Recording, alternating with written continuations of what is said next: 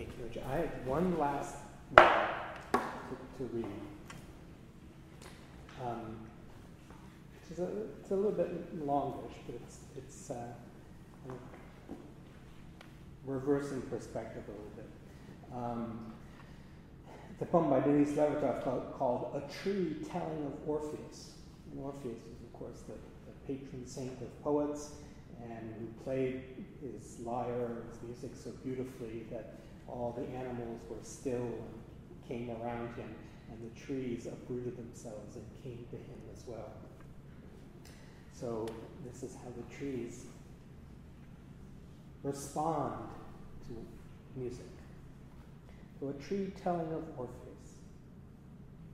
White dawn, stillness. When the rippling began, I took it for sea wind, coming to our valley with rumors of salt, of treeless horizons. But the white fog didn't stir. The leaves of my brothers remained outstretched, unmoving. Yet the rippling drew nearer, and then my own outermost branches began to tingle, almost as if fire had been lit below them, too close, and their twig tips were drying and curling. But I was not afraid, only deeply alert. I was the first to see him, for I grew out on the pasture slope beyond the forest. He was a man, it seemed, the two moving stems, the short trunk, the two arm branches, flexible, each with 5 leafless twigs at their ends, and the head that's crowned by brown or gold grass, bearing a face not like the beaked face of a bird, more like a flower's. He carried a burden made of some cut branch, bent while it was green, strands of a vine tight stretched across it. From this, when he touched it, and from his voice, which, unlike the wind's voice, had no need of our leaves and branches to complete its sound, came the ripple. But it was now no longer a ripple. He had come near and stopped in my first shadow. It was a wave that bathed me as if rain rose from below and around me instead of falling. And what I felt was no longer a dry tingling. I seemed to be singing as he sang. I seemed to know what the lark knows. All my sap was mounting towards the sun that by now had risen. The mist was rising. The grass was drying. Yet my roots felt the music moisten them deep under earth. He came still closer, leaned on my trunk. The bark thrilled like a leaf still folded. Music. There was no twig of me not trembling with joy and fear. And as he sang, it was no longer sounds only that made the music. He spoke, and as no tree listens, I listened, and language came into my roots, out of the earth, into my bark, out of the air, into the pores of my greenest shoots, gently as dew, and there was no word he sang, but I knew its meaning. He told of journeys, where sun and moon go while we stand in dark, of an earth journey he dreamed he would take someday, deeper than roots. He told of the dreams of man, wars, passions, griefs, and I, a tree, understood words. It seemed my thick bark would split like a sapling's that grew too fast in the spring when a late frost wounds it.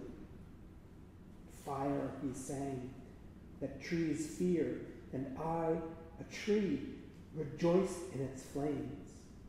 New buds broke forth from me, though it was full summer, as though his lyre, I knew its name, were both frost and fire. Its chords flamed up to the crown in me. I was seed again. I was fern in the swamp. I was coal. And at the heart of my wood, so close I was to becoming man or God, there was a kind of silence, a kind of sickness, something akin to what men call boredom, something, the poem descended a scale, a stream over stones, that gives to a candle a coldness in the midst of its burning, he said. It was then, and in the blaze of his power that reached me and changed me, I thought I should fall my length, that the singer began to leave me, slowly moved from my noon shadow to open light, words leaping and dancing over his shoulders, back to me, river sweep of lyre tones becoming slowly again ripple, and I in terror, but not in doubt of what I must do, in anguish, in haste, wrenched from the earth, root after root, the soil heaving and cracking, the moss tearing asunder, and behind me the others, my brothers forgotten since dawn. In the forest, they too had heard and were pulling their roots in pain out of 1,000 years' layers of dead leaves, rolling the rocks away, breaking themselves out of their depths. You would have thought we would lose the sound of the lyre, of the singing. So dreadful the storm sounds were, where there was no storm, no wind, but the rush of our branches moving, our trunks breasting the air.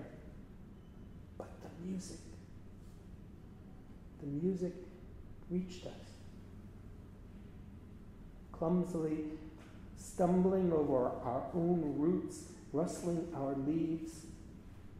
In answer, we moved. We followed. All day we followed, uphill and down. We learned to dance.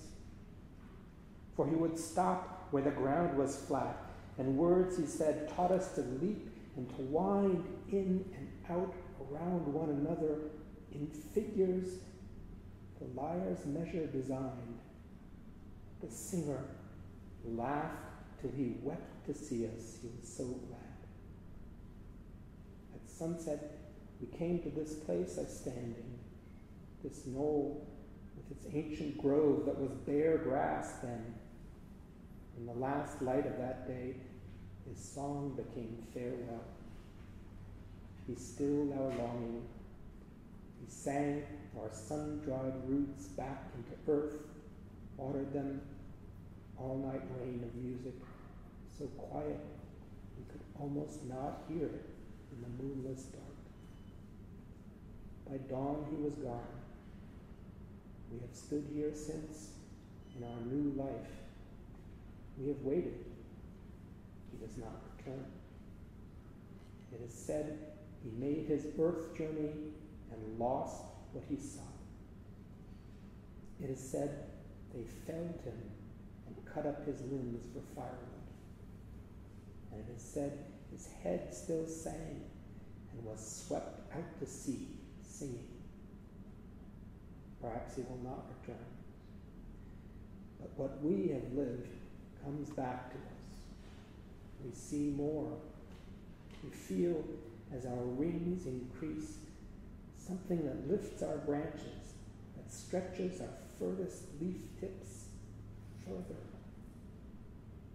The wind, the birds, do not sound poorer, but clearer, recalling our agony and the way we danced. The music